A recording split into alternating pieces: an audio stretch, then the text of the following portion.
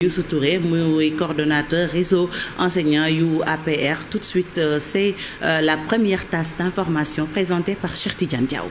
Voilà, avec cette actualité de la presse sénégalaise en ce moment et les derniers développements, c'est surtout cette commission de discipline Cheikh de l'APR qui va plancher sur le sort de Moustapha Cissé Lo. Le secrétariat exécutif donc de l'Alliance pour la République a sorti un communiqué pour s'offusquer avec indignation des propos injurieux du député de l'APR. L'élément de Mame Biram Diouf n'est pas en place certainement. Nous y reviendrons tout à l'heure avant la fin de ce bulletin d'information. Mais retenez que Moustapha Cissé Lo a démissionné de son poste de vice-présidence de l'Assemblée nationale. Le député qui démissionne également des instances de l'APR. Et cela fait suite aux propos injurieux qu'il a proférés à l'endroit de ses camarades de parti. Une affaire judiciaire l'opposant également au président du groupe parlementaire de Benno Bokk Yakaar, Aïmi Rouning, est venu s'ajouter à cette affaire. On voit cela avec Pape Farani. Après une salve d'injures proférées contre Farba Ngom et Yakham Mbaye, Moustapha Cissé Lo va démissionner de son poste de vice-président de l'Assemblée nationale. Selon nos infos, El Pistolero a déjà écrit sa lettre de démission qu'il va adresser au président de l'Assemblée nationale, Moustapha Niasse, ce lundi. Cissé Lo déclare aussi qu'il va quitter toutes les instances de décision de l'APR pour rester simple militant et membre fondateur de ce parti. Au-delà de ces injures, l'ancien président du Parlement de la CEDEAO a aussi fait des révélations sur l'octroi de semences à des personnalités du régime ou leurs proches. De ce fait, le président du groupe parlementaire Benno Bokk Yakaar, c'est-à-dire Aïmi Rouning, va décerner une sommation interpellative à Moustapha Cissé Lo. Cette énième affaire confirme le malaise au sein du parti au pouvoir. À chaque fois, ce sont les mêmes personnalités qui se donnent en spectacle. Mais Moustapha Cissé Lo est coutumier des faits. Après Abdoulaye Diouf Sarr, c'est au tour des autres membres de l'APR. Avec la virulence des injures, montre le degré de haine entre ses protagonistes. Farba Ngom et Yakham Mbaye auraient accusé Moustapha Cissé Lo d'avoir détourné des fonds dans un marché très juteux destiné à la filière arachide. Reste à savoir avec toutes ces révélations que le procureur de la République va-t-il s'autosaisir pour éclairer la lanterne des Sénégalais. Merci à vous, Pape Farani. Encore une fois, retenez que la commission donc de discipline de l'APR va plancher sur le sort de Moustapha Cissé Lo. Et Chérifia, nous recevrons certainement dans cette matinale Youssou Touré pour commenter cette actualité.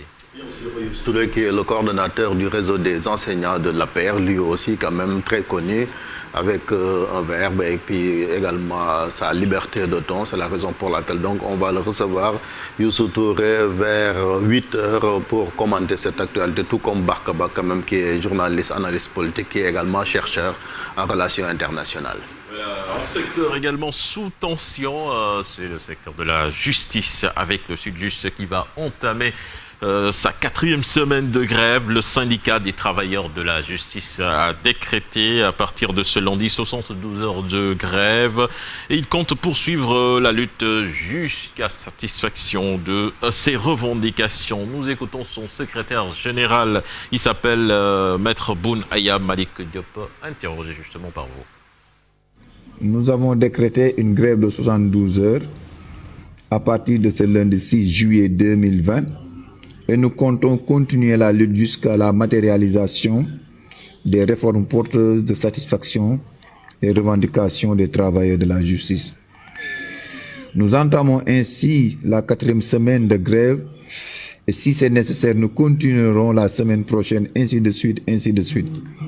Le service public de la justice est dans un dysfonctionnement indescriptible, fortement ressenti par les usagers. C'est pour vous dire que nous sommes plus que déterminés à faire face à l'inadmissible et à l'injustice de la part du ministre de la Justice, qui visiblement tente de remettre en cause nos acquis parce qu'il supporte mal les critiques que nous lui faisons publiquement.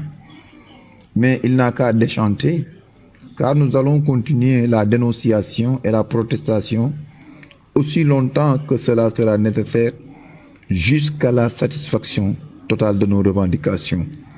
Nous sommes déterminés à lutter jusqu'au bout. Autre revendication, ce sont les jeunes du quartier de Dar es Salaam de Sébikotane qui se disent oubliés par l'État du Sénégal. Selon eux, cette commune qui marque les limites entre la région de Dakar et de Thiès manque de tout. Ils étaient aussi, disent-ils, laissés en rade lors de la distribution des kits alimentaires. Explication au Sénégal. Située entre la région de Dakar et celle de Thiès, la commune de Sébikotane manque de tout selon les jeunes de l'association sportive et culturelle du quartier Dar es Salaam. Selon eux, leur localité ne dispose pas de structures sanitaires capables de prendre en charge leurs préoccupations sanitaires, encore moins de lycées ou de stades fonctionnels. Nous avons une population jeune et cette jeunesse également a besoin de s'épanouir. Cette jeunesse également a besoin d'endroits où ils pourront exercer leur activité. Et donc, nous sollicitons véritablement et vivement l'autorité centrale pour qu'il nous aide justement à avoir un stade fonctionnel. Mais également, dans ce contexte de pandémie, on sollicite le gouvernement aussi pour un hôpital. Parce que Sébikotane est une commune qui aujourd'hui regorge de plus de 50 000 âmes. Et aujourd'hui, nous avons des difficultés dans ce secteur. Mais aussi, parlant de l'éducation, il y a le lycée moderne de Sébikotane.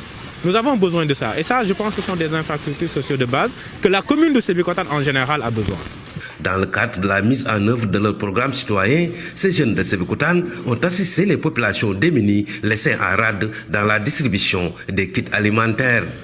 Et également, aujourd'hui, nous sommes en train de faire la distribution des kits alimentaires.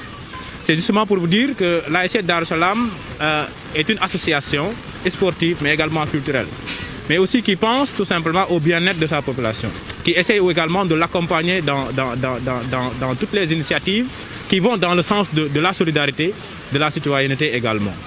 Bien apprécié par les nombreux bénéficiaires qui se disent conscients que l'État ne peut pas tout faire. Par ailleurs, ils invitent également la municipalité à appuyer davantage ces jeunes qui ont réussi à aligner une équipe de football à la 3e division du championnat national. Mon environnement avec les riverains de la baie de Anne qui veulent préserver leur cadre de vie. Et ils ont tenu ce dimanche une journée de nettoyage et nos reporters Cheikh Diop et Amadouba y étaient. Il s'agit de la 6e opération de nettoiement effectuée dans cet endroit. Nous sommes à la baie de Anne. Plus de 1000 jeunes sont mobilisés.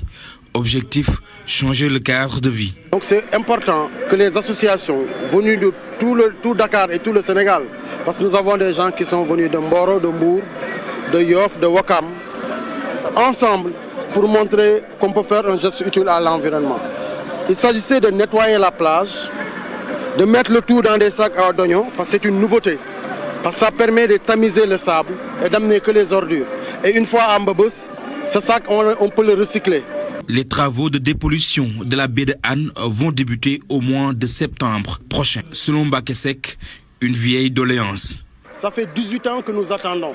Aujourd'hui, avec le canal 6 qui ne donne plus de déchets, on peut mettre en place un programme de gestion des déchets solides sur la baie de Anne. Ça peut procurer des emplois, gérer l'environnement et respecter toutes les dispositions législatives et légales. Le bradage du littoral est aussi évoqué au cours de cette activité. L'association riveraine de la baie de Anne déplore. Le littoral sénégalais appartient à tout le monde. On ne permet pas aux nantis de l'occuper au détriment des populations. Alors que la Constitution, le Code de l'environnement, la loi sur le domaine public maritime, qui est portée par le Code de la marine marchande, toutes ces lois permettent aux populations de disposer du littoral. L'environnement joue un rôle important dans la vie humaine. Ces jeunes s'engagent pour changer le cadre de vie de la baie de Anne. Voilà, merci à vous, Cheikh Diop, la baie de Anne. Disait que c'est la plus belle de l'Afrique, mais quand même, au fil du temps, on voit que le visage a littéralement changé. Ouais, en tout cas, la baie d'Anne a atteint quand même une situation de dégradation très avancée due au rejet d'influences industrielles et de déchets domestiques, Chérif. Bien sûr, comme Mbaké l'a dit dans le reportage, je pense que Diao parle de l'Afrique, mais on dit même la plus belle baie au monde, même le Copacabana de Rio de Janeiro. Malheureusement, comme vous l'avez dit, on est confronté à beaucoup de problèmes, au-delà même de la pollution. Il y a aussi aussi ce problème parce que la baie de Hann aurait dû même être dépolluée depuis plus de 18 ans. Oui. Mais il y a eu quand même des contentieux judiciaires entre les entreprises qui devaient quand même gagner le marché.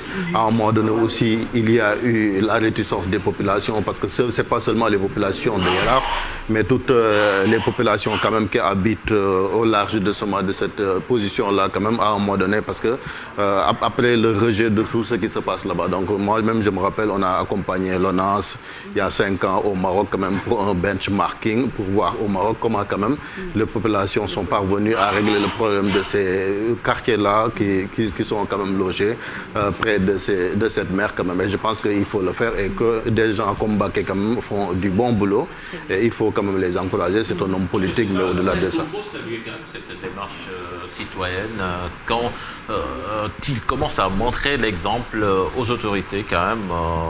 On applaudit des deux mains et on a l'habitude de dire encore sain dans un environnement sain ou c'est le contraire, je ne sais pas. Tout à fait. Mais quand même, on a besoin d'un environnement sain quand même pour s'épanouir. En tout cas, en plus, on voit l'engagement des jeunes. De plus en plus, ils organisent des opérations de nettoiement. C'est très important et les populations sont impliquées. Merci beaucoup, cher Tidiane Diao, pour cette première tasse d'information bien digérée, j'espère.